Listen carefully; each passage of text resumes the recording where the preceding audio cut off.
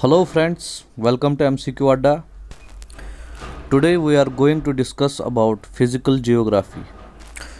आगे बढ़ने से पहले रिक्वेस्ट यही रहेगी, अगर पहली बार आए हैं चैनल पर तो सब्सक्राइब ज़रूर कीजिए। वीडियो लेक्चर अच्छा लगे तो लाइक ज़रूर कीजिएगा और अपने फ्रेंड्स के साथ भी शेयर कीजिए ताकि उन्हें भी हेल्प मिल सके। चलिए स्टार्ट करते हैं आज का सेशन। स्टार्ट करने से पहले जो है मैं बहुत क्लियर करना चाहता हूँ ये बात कि मैंने बिल्कुल डिटेल्ड में जो है फिज़िकल जियोग्राफी पढ़ाई है। इसमें लैटिट्यूड्स, लॉन्गिट्यूड्स, सीजन्स के पीछे रीजंस क्या है, कैसे सीजन्स चेंज होते हैं और सोलर सिस्टम बिल्कुल डीपली पढ़ाया है। इससे डीप आपको जो है सिर्फ नासा के वेबसाइट पे ही मिलेगा आई थिंक। और आप खुद भी जो है देखिए आज हर कोई अवेयर है, आप खुद भी जो है कंपेयर कर सकते हैं। चलिए स्टार्ट करते हैं। सबसे पहले शेप ऑफ अर्थ की बात करेंगे। मैक्सिमम लोगों को ये डाउट है कि अर्थ की शेप जो है वो स्फेरिकल है, लेकिन ये एक परफेक्ट स्फेयर नहीं है। परफेक्ट स्फेयर बिल्कुल नहीं है क्योंकि ये है ओबलेट स्फेरॉइड। ओबलेट स्फेरॉइड मतलब कि ये फ्लैट है पोल्स पर और वाइडर है इक्वेटर पर, ठीक है। ये इरेगुलर शेप है इसकी, पम्पी है और डिप्रेशंस भी है इसमें, मींस अप डाउन इसमें होता है, कहीं पे हिल है कहीं पे ओशन है, राइट। सो लाइक इसकी स्ट्रक्चर को हम जियोइड भी बोलते हैं, ठीक है। इक्वेटर से इक्वेटर तक जो है लार्ज डिस्टेंस है और पोल से पोल्स के बीच में जो है वो स्मॉल डिस्टेंस है। मतलब कि पोल से यहाँ तक जो है डिस्टेंस बहुत कम है और इक्वेटर से इक्वेटर अगर हम ऐसे देखें तो डिस्टेंस ज़्यादा है, ठीक है। रीज़न बिहाइंड यही है कि सेंट्रीफ्यूगल फोर्स जो है वो इक्वेटर पे मैक्सिमम होता है और पोल्स पे मिनिमम।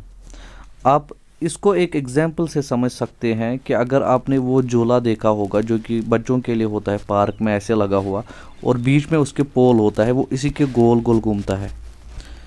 सो अगर आप यहाँ पे बिल्कुल एंड पे बैठोगे इस वाली सीट पे तो आपको जो है फोर्स ज़्यादा फील होगा, राइट। और अगर आप बिल्कुल सेंटर में बैठे हो तो आपको फोर्स बिल्कुल कम जो है वो फील होगा। लाइकवाइज वही सेम प्रोसीजर है कि अर्थ जब रोटेट करती है अपनी एक्सिस पे तो होता क्या है, इक्वेटर्स पे जो है सेंट्रीफ्यूगल फोर्स ज़्यादा होता है और पोल्स पे बहुत कम, ठीक है। इसके बाद हम बात करेंगे दिन रात और साल की। देखिए डे और नाइट रोटेशन की वजह से है सिंपली क्योंकि अपनी एक्सिस पे जो है अर्थ रोटेट करती है 360 डिग्री और 360 डिग्री रोटेट करने में लगते हैं इसको 24 घंटे। Actually it is 23 hours 56 minutes and 8 seconds, ठीक है। रोटेट करती है ये वेस्ट से ईस्ट की तरफ, इसीलिए जो है सूरज जो है वो सनराइज होता है ईस्ट से, ठीक है। लेकिन रिवॉल्वेशन भी करती है। ये रिवॉल्यूशन कैसे करती है, सन के अराउंड सन अगर यहाँ पे तो ये ऐसे रिवॉल्व करती है, राइट। इसका अपना ऑर्बिटर है, ये उसी ऑर्बिट को फॉलो करती है और रिवॉल्व करती है। और टाइम कितना लगता है इसको, 365 और 1/4, तो 1/4 मतलब 6 घंटे। 365 दिन और 6 घंटे, और यही 6 घंटे जो है ऐड होते जाते हैं और 4 साल में और एक दिन बन जाता है जिसको हम लीप ईयर बोलते हैं। फरवरी में 29 डेज होते हैं, इसीलिए यही रीज़न है, ठीक है, क्योंकि 6 घंटे एक्स्ट्रा होता है उसमें। इसके बाद जो है हम बात करेंगे लॉन्गिट्यूड्स और लैटिट्यूड्स की। देखिए इमेजिनरी लाइंस हैं, ये आपको कहीं पे नहीं मिलेंगी कि ड्रा है कहीं पे लाइन कि यहाँ से लैटिट्यूड जा रहा है यहाँ से लॉन्गिट्यूड। ये इमेजिनरी लाइंस हैं और दोनों ये जो है लोकेशन ऑफ प्लेस जो है वो दिखाती है। चलिए एक एक करके जो है हम पढ़ते हैं इनको थोड़ा डीप में। देखिए लैटिट्यूड जो है ये सेंटर ऑफ अर्थ से एंगुलर डिस्टेंस क्या है उस पॉइंट का अर्थ सरफेस पर। सिंपल, देखिए इक्वेटर 0 डिग्री पर है, ठीक है। अगर मैं आपको इस डायग्राम से समझाऊँ, देखिए ये इक्वेटर है 0 डिग्री पे। सो यहाँ से क्या डिस्टेंस है उस पॉइंट पे, फॉर एग्जांपल आप यहाँ पे पॉइंट निकाल रहे हो, ये पॉइंट की बात करें हम तो इक्वेटर से क्या डिस्टेंस है, एंगुलर डिस्टेंस उस पॉइंट की जो कि अर्थ की सरफेस पर है। ये आपको दिखाता है लैटिट्यूड। ठीक है, जो डिस्टेंस होती है लैटिट्यूड और लैटिट्यूड के बीच में, एक लैटिट्यूड और दूसरे लैटिट्यूड के बीच में जो डिस्टेंस होती है वो पोल्स पर ज़्यादा होती है, इक्वेटर पे कम होती है। रीज़न बिहाइंड फिर से वही रीज़न कि अर्थ का स्ट्रक्चर ही ऐसा है। ठीक है, पोल्स पे ये जो है ये 111.7 किलोमीटर डिस्टेंस होती है इन दोनों दो लैटिट्यूड्स के बीच, लेकिन इक्वेटर के आसपास जो है ये 110.56 किलोमीटर। ठीक है, और एवरेज हम निकालते हैं 111 किलोमीटर इनके बीच में जो है डिफरेंस होती है दो लैटिट्यूड्स के बीच में। सो आपको तीनों पॉइंट याद रखने हैं। आपको मे बी एग्जामिनर एवरेज पूछे या एक इक्वेटर पूछे या एट पोल्स पूछे। ठीक है, इम्पॉर्टेंट लैटिट्यूड्स जो है सबसे पहले है, देखिए अगर हम नॉर्थ से स्टार्ट करें यहाँ से, तो ये तो पॉइंट है नॉर्थ पोल, ये 90 डिग्री पे है। 90 डिग्री ऊपर की तरफ मतलब नॉर्थ और नीचे की तरफ साउथ। ठीक है, सो नॉर्थ 90 डिग्री जो है नॉर्थ पोल पॉइंट है। वहाँ से अगर हम नीचे नीचे आए तो पहले आता है आर्टिक सर्कल। इसकी लोकेशन है 66.5 डिग्री नॉर्थ, मतलब इक्वेटर से ये 66.5 डिग्री नॉर्थ पर है, एंगुलर डिस्टेंस की हम बात कर रहे हैं। उसके बाद है tropic of cancer 23.5 degree north, फिर इक्वेटर 0 डिग्री पे आता है खुद, और उसके बाद जब हम नीचे की तरफ देखते हैं तो साउथ की तरफ 23.5 डिग्री साउथ पर है ट्रॉपिक ऑफ कैप्रिकॉर्न, मतलब जितना इक्वेटर से ट्रॉपिक ऑफ कैंसर दूर है उतना ही ट्रॉपिक ऑफ कैप्रिकॉर्न है अपोजिट डिस्टेंस में साउथ की ओर। उसके बाद लाइकवाइज आर्टिक सर्कल की तरह अंटार्कटिक सर्कल है 66.5 डिग्री साउथ पे, और फिर साउथ पोल आता है 90 डिग्री साउथ पे। ये हो गए लैटिट्यूड्स। ठीक, इसके बाद बात करते हैं लॉन्गिट्यूड्स की। देखिए लॉन्गिट्यूड्स जो है ये है angular distance along the equator, east से वेस्ट की तरफ। लेकिन देखिए अगर आप अर्थ को देखेंगे, फॉर एग्जांपल यहाँ पे मैं अर्थ बना रहा हूँ, तो आप लॉन्गिट्यूड्स अब इस पोल से नॉर्थ पोल से साउथ पोल तक कितने भी सेमी सर्कल बना वो तो सेम ही रहेंगे ना, उनकी डिस्टेंस में क्या डिफरेंस है, कोई भी नहीं। इसलिए जो है चूज़ की गई प्राइम मेरिडियन, जो कि 0 डिग्री उसको डिनोट किया गया कि यहीं से जो है हम लॉन्गिट्यूड्स को नंबरिंग दे गया, या यहीं से जो है लॉन्गिट्यूड्स की डिग्रीज जो है तय होंगी। ये प्राइम मेरिडियन जो है ये इंटरनेशनल मेरिडियन कॉन्फ्रेंस में तय हुआ, और उन दिनों जो है ब्रिटेन काफ़ी पावर में था, और इसलिए उन्होंने बोला कि हमारे यहाँ से जो मेरिडियन निकलती है, जिसको ग्रीनविच भी बोलते हैं या प्राइम मेरिडियन बोलते हैं, उसी को जो है 0 डिग्री डिनोट करते हैं। ठीक है, इसी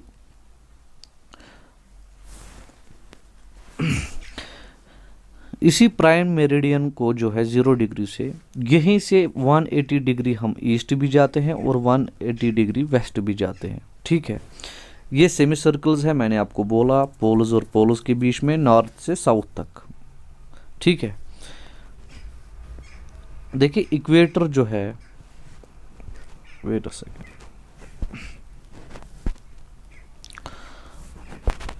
अब अगर आप इमेजिन करोगे इक्वेटर जो है उसकी डिस्टेंस सबसे ज़्यादा होगी, राइट, क्योंकि जो इक्वेटर से निकलेगी, और पोल्स पे जो है मिनिमम होगी। क्यों? शेप ऑफ अर्थ फिर से इसमें रीज़न है। अगर शेप ऐसे हम बनाएं और ऐसे जो है लॉन्गिट्यूड्स हैं, यहाँ से ये ऐसे निकलती है, ये ऐसे फिर वापस, सो इक्वेटर पे जो है इनकी डिस्टेंस मैक्सिमम होती है और पोल्स पे मिनिमम होती है। ठीक है,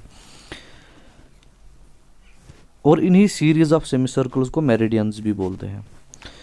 देखिए जो सन है उसको 4 मिनट लगते हैं 1 डिग्री पास करने में, मतलब 1 घंटे में सन जो है 15 डिग्री क्रॉस करता है। ठीक है, टाइम की बात करें तो इंटरनेशनल स्टैंडर्ड टाइम जो है, ठीक है, वो इसी 0 डिग्री से लिया गया ओबियसली। अब अगर हम इंडिया की बात करें, देखिए इंडिया लाई करता है 68 डिग्री ईस्ट से 97.5 डिग्री ईस्ट तक, मतलब 30 डिग्री का फ़र्क है और 2 घंटे का टाइम जो है डिफरेंस है अप डाउन। मतलब सन को 2 घंटे क्रॉस लगते हैं करने में इसको। सो अब अगर हम टाइम बिल्कुल एग्जैक्ट जो है हर किसी मेरिडियन के हिसाब से रखें तो फॉर एग्ज़ाम्पल गुजरात में बज रहे हैं 4, वेस्ट बंगाल में 6 बजेंगे। सो एक टाइम नहीं रहेगा। इसलिए इंडिया ने क्या किया, इंडिया ने जो है स्टैंडर्ड रखा 82.5 डिग्री ईस्ट को, ये लॉन्गिट्यूड की डिग्री है और इसी हिसाब से इंडिया का टाइम चलता है, जो कि ग्रीनविच या ग्रीनविच मेरिडियन है, जो कि मैंने आपको अभी बोला ब्रिटेन में 0 डिग्री है, वहाँ से ये 5.5 घंटे ऊपर है। मतलब अगर प्राइम मेरिडियन पे 1 बज रहे हैं तो इंडिया में बजेंगे 5.5। ठीक है,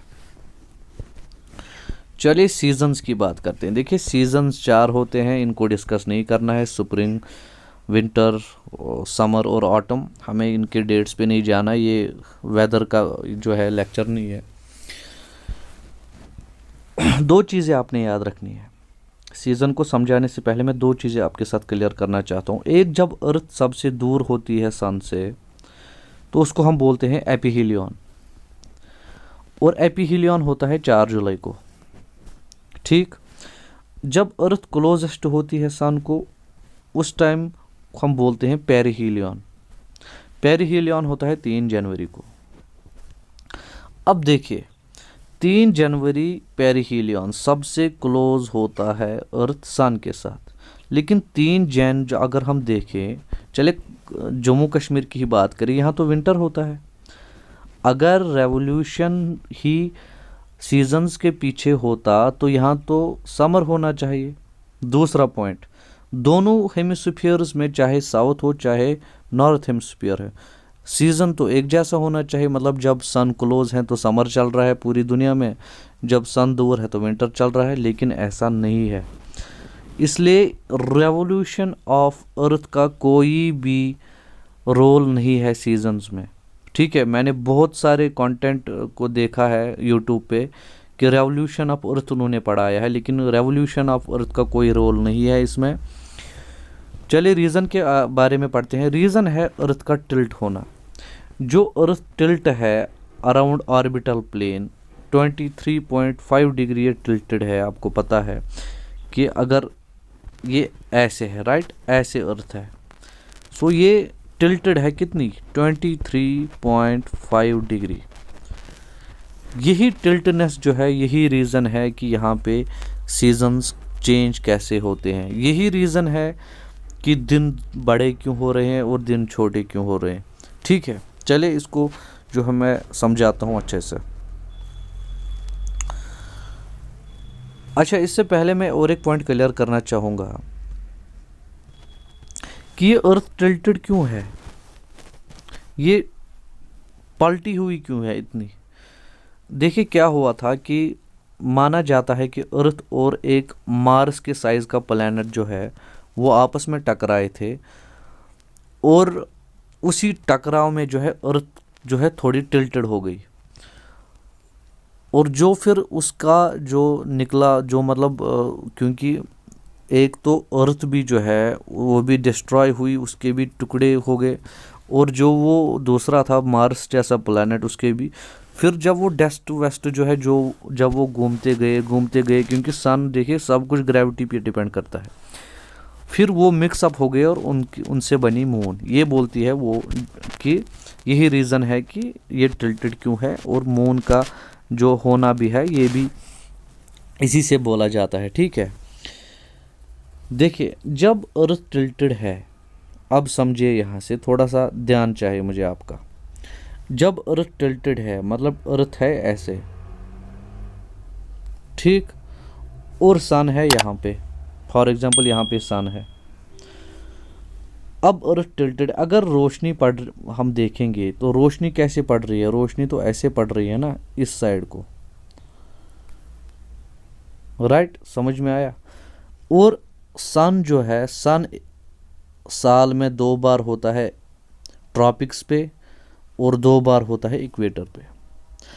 अब जब हम ट्रॉपिक्स की बात करें, देखिए ट्रॉपिक्स की बात मतलब या तो साउथ पोल पे है डायरेक्टली या तो नॉर्थ पोल पे है डायरेक्टली। अब अगर हम नॉर्थ साउथ पोल की फॉर एग्जांपल बात करूं मैं यहाँ पे, देखिए अब अर्थ ऐसे है, जब रेज पड़ी तो वो ऐसे पड़ेंगी ना, एक तो टिल्टेड पड़ेंगी, दूसरी चीज़ जो ये पॉइंट है, ये वाला पॉइंट, इस पे तो रोशनी पड़ेगी ही नहीं, चाहे अर्थ कितनी भी रोटेट हो, ये पॉइंट तो यहीं पे रहेगा ना। सो इसीलिए 6 महीने के लिए आर्ट जो है पोल्स पे दिन रहता है और 6 महीने के लिए रात रहती है, ठीक है। चले मैं इसको समझाता हूँ और अच्छे से आगे देखिए। सो टिल्ट होने की वजह से हाफ प्लैनेट होता है अवे फ्रॉम सन और हाफ प्लैनेट होता है टिल्टेड टुवर्ड्स सन, जो मैंने अभी आपको दिखाया। दोनों हेमिस्फीयर्स को सनलाइट तो मिलती है, लेकिन एक को थोड़ी सी टिल्टेड मिलती है, एक को ज़्यादा डायरेक्टली मिलती है, ठीक है। सन का रोल भी है इसमें, देखिए सन होता है 2 बार ट्रॉपिक्स पे, मैंने आपको बोला पोल्स पे जिसको हम सोलिस्टिस बोलते हैं, और 2 बार इक्वेटर पे जिसको हम इक्विनॉक्स बोलते हैं, ठीक है, इक्विनॉक्स। जब ट्रॉपिक्स पे होता है, सबसे पहले हम ट्रॉपिक ऑफ कैंसर साइड की बात करते हैं। जब ट्रॉपिक ऑफ कैंसर की साइड से होता है, नॉर्दर्न हेमिस्फीयर की साइड से होता है, तो होता क्या है, जब नॉर्थ हेमिस्फीयर टिल्ट होता है सन की तरफ, तो नॉर्दर्न हेमिस्फीयर में समर होता है, दिन बड़े होते हैं, रातें छोटी होती हैं, ठीक। और सेम टाइम पे साउदर्न हेमिस्फीयर में जो है वो विंटर होती है। आर्टिक सर्कल जो है इसमें 6 महीने दिन रहता है और उन्हीं 6 महीने एंटार्क्टिक सर्कल में रात रहती है। मैंने आपको अभी समझाया, अर्थ जब ऐसे होगी तो फॉर एग्जांपल यहाँ पे अगर मैं सन रखूँ, चले मैं यहाँ पे सन रखता हूँ और हम मान के चलते हैं ये नॉर्थ हेमिस्फीयर है, मतलब नॉर्थ पोल है, ये साउथ पोल है, ठीक है। सो जब रेज पड़ रही है तो जो ये वाला एरिया है, समझिएगा बात को, यहाँ तो रोशनी ही रोशनी रहेगी, यहाँ नाइट होगी ही नहीं, क्योंकि अर्थ तो टिल्ट कर रही है ऐसे, लेकिन ये पोर्शन यहीं पे है ना, इसके सामने सन है, सन जो है यहाँ पे तो धूप ख़त्म ही नहीं होगी।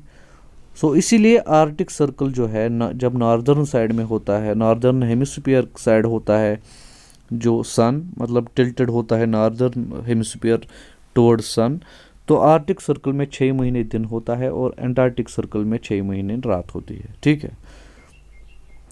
और इसको हम बोलते हैं समर सॉलिटिस। समर सॉलिटिस जून 22 से जो है स्टार्ट होता है।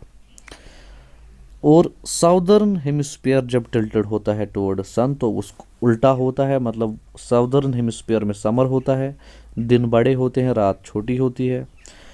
दिसंबर 22 जो है स्टार्ट होता है समर सॉलिटिस, और नॉर्दर्न हेमिस्फीयर में इन दिनों विंटर होता है। आर्टिक सर्कल पे 6 महीने की रात होती है, जो कि वहाँ पे उल्टी है, और यहाँ पे 6 महीने का दिन रहता है एंटार्क्टिक सर्कल का, जबकि जो इसके उल्टे में जो है 6 महीने रात होती थी, ठीक है। सो ऐसे जो है सीजन्स काम करते हैं, इसमें रेवोल्यूशन का कोई काम नहीं है, ठीक है। सर्कल ऑफ इल्यूमिनेशन आपने याद रखना है, सर्कल ऑफ इल्यूमिनेशन हम बोलते हैं, जो कि डिवाइड करता है अर्थ पे दिन और रात को, ठीक। चलिए अब देखिए, जब इक्वेटर पे सन है, इक्विनॉक्स की बात कर रहे हैं, ट्रॉपिक्स वाले हमने दोनों जो है डिस्कस किए, लेकिन जब इक्वेटर पे है तो इक्वल सनशाइन मिलेगी, क्योंकि अब तो यहाँ सन है और अर्थ जो है वो ऐसे है, और ये बिल्कुल जो है इक्वल सनलाइट दे रहा है यहाँ तक। तो इसमें क्या होता है, इसमें इक्वल होते हैं ऑलमोस्ट दिन और रात, ऑलमोस्ट बोल रहा हूँ मैं, और इसी में होते हैं पूरी दुनिया में समर, स्प्रिंग और ऑटम सीजन। एक जगह ऑटम चलता है, एक जगह स्प्रिंग चलता है। डेट की अगर हम बात करें तो 23 सितंबर से है ऑटम इक्विनॉक्स होता है, और मार्च 21 से वर्नल इक्विनॉक्स होता है, ठीक है। चलिए, ये तो हो गए सीजन्स। आई होप आपको समझ में आया होगा। इसके बाद हम बात करेंगे सोलर सिस्टम की। सोलर सिस्टम का वर्ड लिया गया है सोलिस से, जो कि लैटिन वर्ड है सन के लिए, और जो भी सन के रिलेटेड चीज़ें हैं उनको हम सोलर से डिनोट करते हैं। जो ये पहली बार जो है वर्ड दिया था, ये निकोलस कॉपरनिकस ने 1532 में। देखिए, 100 ऑफ गैलेक्सीज हैं हमारे सोलर सिस्टम में। उसमें हमारी है मिल्की वे गैलेक्सी, और मिल्की वे गैलेक्सी के भी आउटर स्पाइरल आर्म में जो है हम रह रहे हैं। गैलेक्सीज जो है 4 तरह की होती हैं। एक शेप की वजह से स्पाइरल, एक है एलिप्टिकल, एक है पेक्यूलियर, एक है इरेगुलर। आपने डीप नहीं जाना है उतना कि फिर आप शेप में अंदर घुसोगे, लेकिन आपको ये चीज़ याद रखनी है कि गैलेक्सीज इन 4 शेप्स की होती हैं। और साइज़ में सबसे 3 बड़ी गैलेक्सी जो है, सबसे पहली है एंड्रोमेडा। याद रखिएगा, बहुत इंपॉर्टेंट है ये सबसे लार्ज गैलेक्सी है, और हमारी सबसे क्लोज गैलेक्सी यही है मिल्की वे। तो हमारी अपनी है, लेकिन ये हमारा नेबर है, नेबर गैलेक्सी है हमारी एंड्रोमेडा। मिल्की वे हमारी हो गई सेकंड लार्जेस्ट है ये, और तीसरे पे है ट्राइएंगुलम, जो कि तीसरे नंबर पे है। अर्थ से 2 ही गैलेक्सीज विजिबल है, एक है मिल्की वे अपनी और एक है एंड्रोमेडा। ठीक है, कंफ्यूज नहीं होना है। देखिए, सन जो है, सन के बाद एक तो हुआ अपना जो है ये अगर हम बेल्ट्स की बात करें, देखिए फॉर एग्जांपल एस्टेरॉयड बेल्ट है। वैसे ही जब हम जहाँ पे ये 7 प्लैनेट्स हैं, 8 प्लैनेट्स हैं, सॉरी 8 प्लैनेट्स के पास जो ये सिस्टम है, जो ये एटमॉस्फेयर है, ठीक है, इसके बाद स्टार्ट होता है नेपच्यून के बाद क्यूपर बेल्ट, नेपच्यून के बाद वाला। ठीक है, जहाँ पे प्लूटो है। प्लूटो भी पहले जो है प्लैनेट था, फिर उसको डार्क प्लैनेट में जो है शिफ्ट किया गया। इसको हम आगे डिस्कस करेंगे अच्छे से। उसके बाद आता है ओट क्लाउड। ओट क्लाउड जो है ये सबसे दूर वाला रीजन है सन से, सोलर सिस्टम का। ये आईसी है बिल्कुल। और उसके बाद बियॉन्ड जो है, बियॉन्ड में जो है अभी हम इतना डीप जो है नहीं गया है नासा भी, वरना मैं आपको बोलता इसके बाद भी क्या है। ठीक है, चले हम एक एक करके डिस्कस करते हैं। सन है 4.5 billion years old, 150 million kilometre earth से दूर है, लार्जेस्ट ऑब्जेक्ट है, इसकी कोई मून नहीं है, और ये नियरेस्ट स्टार है टू अर्थ। ये पॉइंट याद रखिएगा, सबसे क्लोज तारा जो अर्थ के है वो है सन। सन पे 71% हाइड्रोजन है, 26.5% हीलियम है। ठीक है, एवरेज टेम्परेचर जो है वहाँ पे 5505 डिग्री सेल्सियस है, और सेंटर में जो कि सबसे हॉटेस्ट है वहाँ पे आप 0 गिनिए, ये 15 करोड़ डिग्री सेल्सियस। ठीक है, लाइट को लगता है 8 मिनट और 20 सेकंड अर्थ तक पहुँचने के लिए। सो ये सन के बारे में हमने डिस्कस किया, बिल्कुल बुलेट पॉइंट्स में, एग्ज़ाम वाले पॉइंट्स में। इसके बाद आते हैं प्लैनेट्स। इसमें आपने पहली चीज़ जो याद रखनी है वो है कि लॉ ऑफ प्लैनेटरी मोशन जो है वो दिया था जोहानस केपलर ने। ठीक है, प्लैनेट्स 3 टाइप के होते हैं। एक है प्राइमरी जो कि 8 हैं, उसके बाद डॉर्फ जो कि 5 है, और हाइपोथेटिकल भी 1 है। ठीक है, चले हम पहले प्राइमरी को डिस्कस करते हैं। प्राइमरी में आते हैं 3। एक है टेरेस्ट्रियल, जिनको हम इनर बोलते हैं, जो कि रॉक की होते हैं। उसके बाद है गैस जेंट्स, उसके बाद है आइस जेंट्स। चलिए टेरेस्ट्रियल की बात करते हैं, या इनर प्लैनेट्स की। इसमें है सबसे पहले मरकरी, क्लोजेस्ट है ये सन के। दूसरे नंबर पे सबसे डेंसेस्ट है ये आफ्टर अर्थ, मतलब अर्थ सबसे डेंसिएस्ट है, उसके बाद है मरकरी। फास्टेस्ट प्लैनेट है रिवॉल्व करने के सिस्टम में, क्योंकि सबसे क्लोज है। 88 ही डेज इसको लगते हैं एक रेवोल्यूशन में। ठीक, इसके बाद आ गया वीनस। वीनस जो है, वीनस सबसे क्लोज है अर्थ के, सन से दूसरी नंबर पे है दूर ये। ठीक है, हॉटेस्ट है, ब्राइटेस्ट है, मॉर्निंग और इवनिंग स्टार भी इसी को बोलते हैं। अर्थ का ट्विन भी इसी को बोलते हैं। देखिए वीनस का एक पॉइंट जो सबसे इम्पोर्टेंट है कि ये क्लॉक वाइज जो है ये रोटेट करता है और रिवॉल्व करता है ये फ्रॉम ईस्ट टू वेस्ट। सिर्फ वीनस और यूरेनस ही जो है ऐसे दो प्लैनेट है जो कि ईस्ट से वेस्ट जो है रिवॉल्व करते हैं। बाकी सारे प्लैनेट्स जो हैं वो वेस्ट से ईस्ट की तरफ रिवॉल्व करते हैं, इसलिए इसमें सनराइज जो है वो वेस्ट से होती है। वाटर वहाँ पे बिल्कुल नहीं है क्योंकि ऑक्सीजन की बहुत कमी है। ठीक है, ये तो हो गया वीनस। इसके बाद अर्थ तीसरे नंबर पे जो है ये दूर है सन से। ब्लू प्लैनेट बोलते हैं इसको, वाटरी प्लैनेट बोलते हैं। एक सैटेलाइट है इसकी जिसको हम मून बोलते हैं।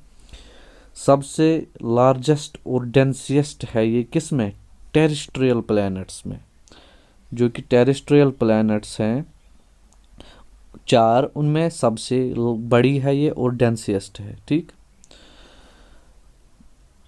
रोटेट करने में इसको लगते हैं 23 आवर्स 56 मिनट्स और 4 सेकंड्स। रिवॉल्व ये वेस्ट से ईस्ट की तरफ करती है, पता ही है। मैंने आपको समझाया कि सभी प्लैनेट्स वेस्ट से ईस्ट की तरफ रिवॉल्व करके हैं, 2 को छोड़कर। एक है वीनस, एक है यूरेनस। और 365 दिन और 6 घंटे इसको लगते हैं रिवॉल्व करने में। ठीक है, इसके बाद है मार्स। मार्स को हम रेड प्लैनेट बोलते हैं क्योंकि उस पर आयरन ऑक्साइड बहुत है, उसकी वजह से उसका कलर वैसा हो गया। वेस्ट से ईस्ट की तरफ रोटेट करता है जैसे कि सभी करते हैं। 687 डेज इसको लगते हैं रिवॉल्व करने में। नाइट्रोजन और आर्गन बहुत जो है ज़्यादा प्रेजेंट है मार्स में। इसकी 2 सैटेलाइट्स हैं या 2 मून्स बोल लीजिए आप, एक है फोबोस, एक है डेमियोस। डेमियोस जो है ये सोलर सिस्टम की सबसे छोटी सैटेलाइट है या मून आप बोल दीजिए। इस पे ओलंपस मोनस भी है। ओलंपस मोनस क्या है? ये सबसे बड़ा माउंटेन है सोलर सिस्टम का। एवरेस्ट से 3 गुना है ये, ऑलमोस्ट 21 किलोमीटर इसकी हाइट है। ठीक है, और आपने ये चीज़ें जो ध्यान में रखनी है कि स्मॉलेस्ट मून भी मार्स पर ही है और टॉलेस्ट माउंटेन भी। ठीक, मार्स का नाम जो है लिया गया रोमन गॉड ऑफ वार से। ठीक है, ये तो हो गया टेरेस्ट्रियल। इसके बाद हम अब बात करेंगे गैस जेंट्स की। गैस जेंट 2 हैं, जुपिटर और सैटर्न। देखिए जुपिटर सबसे बड़ा है, इस पे एक रेड स्पॉट है, पूछा जाता है, ये एक स्टॉर्म आई थी इस पे। विंटर प्लैनेट इसको बोलते हैं क्योंकि -148 डिग्री सेल्सियस का जो है एवरेज टेम्परेचर रहता है। इसकी सबसे ज़्यादा सैटेलाइट्स हैं या मून्स हैं 67, जिसमें सबसे बड़ी है जेनीमेड जो कि लार्जेस्ट है सोलर सिस्टम की। बहुत ही इंपॉर्टेंट पॉइंट। ठीक, फास्टेस्ट स्पिन है इसकी, मतलब सबसे तेज़ ये जो है रिवॉल्व करता है। 10 ही घंटे में ये रिवॉल्व करता है एक टाइम पे, रोटेट करता है। और रिवॉल्व करने के लिए इसको 12 साल लगते हैं, मतलब सबसे फास्ट रोटेट करता है ये। ठीक है, इसके बाद है सैटर्न। सैटर्न को पहली बार गैलीलियो ने 1610 एडी में देखा था। सेकंड लार्जेस्ट है ये। ठीक है, टाइटन इसकी मून है या सैटेलाइट है जो कि सेकंड लार्जेस्ट सोलर सैटेलाइट है। पहली जो मैंने बोली जेनीमेड जुपिटर की, और दूसरे नंबर पे जो सोलर सिस्टम में है वो है टाइटन जो कि सैटर्न की है। इसको रिंग प्लैनेट बोलते हैं क्योंकि ये डायस्ट रॉक्स और आइस से बना होता है। इसकी रिंग्स बिल्कुल, मतलब बहुत सारे ऐसे प्लैनेट्स हैं जिनकी रिंग्स है, लेकिन इसकी सबसे ज़्यादा है और सबसे ज़्यादा दिखती भी है। हीलियम इसमें इतना ज़्यादा है कि ये फ्लोट कर सकता है पानी पे। स्पिन इसकी फास्ट है और रिवॉल्व बहुत स्लो करता है ये। ठीक, इसके बाद हम बात करेंगे आइस जेंट्स पे। आइस जेंट्स जो है इसमें सबसे पहला है यूरेनस। यूरेनस जो है तीसरे नंबर पे सबसे लार्जेस्ट है। सर विलियम हर्शल ने 1781 में इसको डिस्कवर किया था। इसका कलर ग्रीनिश है क्योंकि इस पे मीथेन बहुत ज़्यादा है। ईस्ट से वेस्ट ये रिवॉल्व करता है, ये मैंने आपको बोला कि 2 ही प्लैनेट जो हैं वो ईस्ट से वेस्ट करते हैं। एक मैंने बोला आपको यूरेनस, ये एक मैंने बोला था आपको वीनस। और रिवॉल्व करने में इसको 84 ईयर्स लगते हैं। ठीक है, इसके बाद है नेपच्यून। नेपच्यून जो है अब प्लैनेट्स में सबसे दूर वाला है। पहले प्लूटो हुआ करता था। ये बिल्कुल यूरेनस के जैसा ही है, इसलिए इन दोनों को ट्विन प्लैनेट्स बोलते हैं। इसका कलर ब्लू है। टेम्परेचर इस पे -200 डिग्री सेल्सियस का रहता है। ये रोटेट करता है बहुत तेज़ 16 घंटे में, लेकिन रिवॉल्व जो है इसको 165 साल लगते हैं रिवॉल्व करने में, एक रिवॉल्यूशन पूरा करने में। सो ये हो गया नेपच्यून। अब है डॉर्फ प्लैनेट्स। देखिए डॉर्फ प्लैनेट्स 5 है। डॉर्फ प्लैनेट और जो रियल प्लैनेट्स में इनमें मेन डिफरेंस ये है कि डॉर्फ प्लैनेट्स जो है इनकी ऑर्बिटल पाथ क्लियर नहीं है, मतलब हमें नहीं पता ये किस ऑर्बिट में जो है रिवॉल्व करते हैं। इसी वजह से प्लूटो को भी एक्सक्लूड किया गया प्लैनेट से। प्लूटो जो है ये डॉर्फ प्लैनेट में सबसे जो है पहले आता है। आइसी माउंटेन्स है इस पे, और ये पॉइंट मैंने आपको बोला। दूसरा डॉर्फ है सिरस, ये एस्टेरॉयड बेल्ट में है और आइस है लार्ज अमाउंट पे। ओबियसली अब आइस ही होगा, इतना दूर है सन से। तीसरे पे है मेकमेक। मेकमेक जो है ये भी एक डॉर्फ प्लैनेट है। 310 साल लगते हैं इसको रिवॉल्व करने में। उसके बाद जो है होमिया है, ये जो है फास्ट रोटेट करता है, one of the fastest rotation में है सोलर सिस्टम में। और इसके बाद है एरिस। एरिस जो है ये प्लूटो के साइज़ का है, लेकिन इसको रिवॉल्व करने में 557 ईयर्स लगते हैं। एक पॉइंट आपने जो इसमें याद रखना है कि कुइपर बेल्ट मैंने आपको पहले समझाया था। कुइपर बेल्ट में 4 हैं। ये 4 डॉर्फ प्लैनेट जो है एक कुइपर बेल्ट में है और एक ही है एस्टेरॉयड बेल्ट में, जो कि मैंने आपको अभी बोला कि एस्टेरॉयड बेल्ट में जो है वो है सिरस। ठीक है। इसके बाद है हाइपोथेटिकल। देखिए हाइपोथेटिकल भी प्लैनेट है, जिसके बारे में भी नासा बोल रहा है कि स्पेस में एक प्लैनेट हो सकता है, लेकिन उसका नाम है प्लैनेट एक्स। पूछ सकते हैं। ठीक है। अभी इसके बारे में स्टडी जो है नहीं हुई, शेप नहीं बोली गई, वो भी लेक्चर में इंक्लूड करेंगे जब होगी। इसके बाद जो है सोलर सिस्टम में कॉमेट्स होते हैं, एस्टेरॉयड्स होते हैं, मीटेओराइड्स होते हैं। ये उतने जो है आपने डीप में नहीं पढ़ने हैं, लेकिन आप एक चीज़ आपको याद रखना है कि कॉमेट्स जो हैं ये गैस और डस्ट से बने हुए होते हैं, और एस्टेरॉयड्स जो हैं ये रॉकी होते हैं। अगर टोटल एस्टेरॉयड्स अभी तक हम देखें तो ये है 11,13,527 और कॉमेट्स है 3,743। ठीक है।